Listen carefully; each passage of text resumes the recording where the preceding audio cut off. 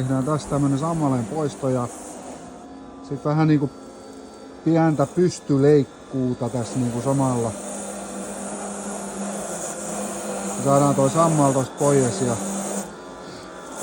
sit sen jälkeen laitetaan siihen vähän kalkkia.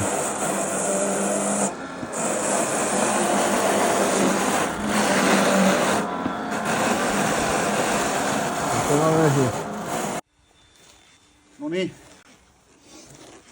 Näin pienen pihan takia ei kannata koko työkaluarsenaalia tuoda muuta kuin toi pystyleikkuus.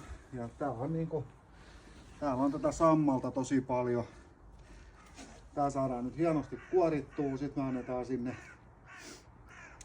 sen jälkeen kalkkia pintaa. Tää oikeastaan se on vähän niinku syyslannote kautta kalkitus. Mä luulen, että talvi tekee hyvää sille. Ja katsotaan sit joutuuko Turf-tiimi sit keväällä tekemään vielä jotain muutoksia tähän, mut mä luulen, että tää on aika hyvä tällä. Voidaan me siihen ehkä ne ilmastusterätkin vielä vaihtaa, että ne ottaa oikein kunnon rantut, niin tää avautuu hyvin. Mut sitähän täytyisi tuoda jo hiukan hiekkamuuta seosta ennen sitä kylvöä. Mut katsotaan nyt miten tää tästä lähtee.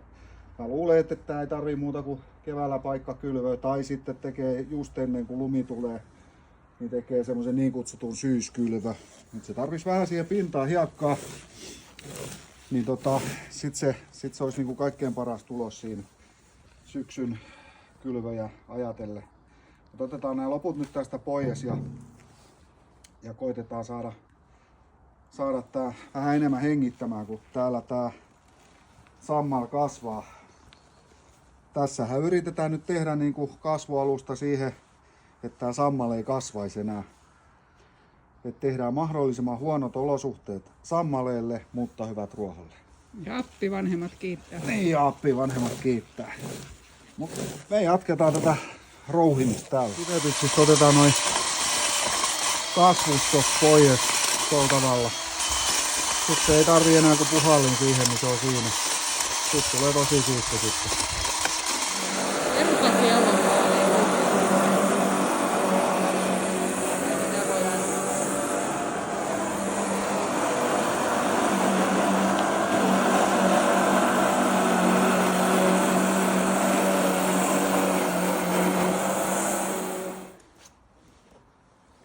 Nää on nyt hyvä ottaa pois nurmikolta, kun tässä on tätä sammalta tosi paljon.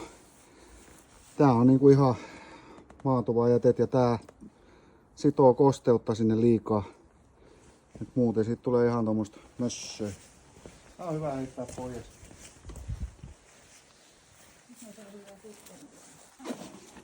Oi. Vähän sivustan pukkaamista.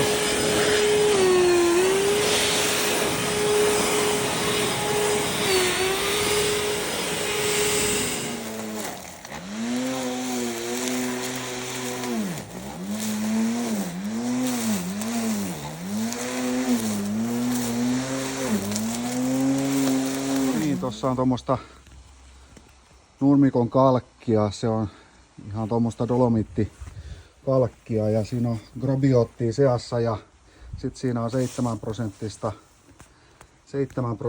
magnesiumia kanssa. Tää on tämmöistä tosi rakeista, ihan perus tämmöistä nurmikon parantamisainetta ja se auttaa nyt kun maan pH on siinä alta 6, niin nyt tarvitaan sitten kalkkia ja siinä taas nyt levittää sitä tommosella, no toi on siementäjä, mutta toi on nyt myös samalla, niin toi on lannotin ja tätä pitäisi saada nyt tommonen 25 kiloa 100 neliölle, niin sitten tää nurmikko voisi huomattavasti paremmin, että se saa olla tossa ja imeytyä siihen maahan sitten. Jaha, täydennetään vähän vielä.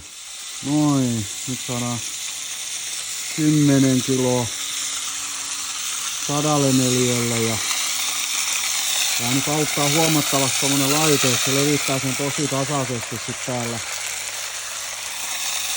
Mitä kalkkia nyt ei voi oikeastaan periaatteessa koskaan liikaa laittaa. Se on maanparannusaine ja se on tämmöstä raetta sit nurmikolla tosi paljon, mutta sinne se menee nyt kun se on ilmattu, niin se menee nyt sitten hyvin sinne maaperäänkin sitten, niin parantaa maan ominaisuuksia. Juuret voi paljon paremmin. Noin.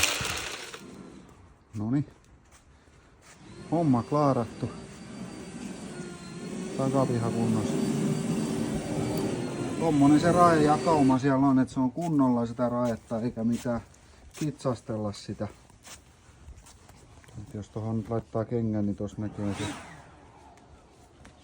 Nyt se saa sitten sulaa sinne talvelle. Kädet ylös. Oho, mä taidan lähteä.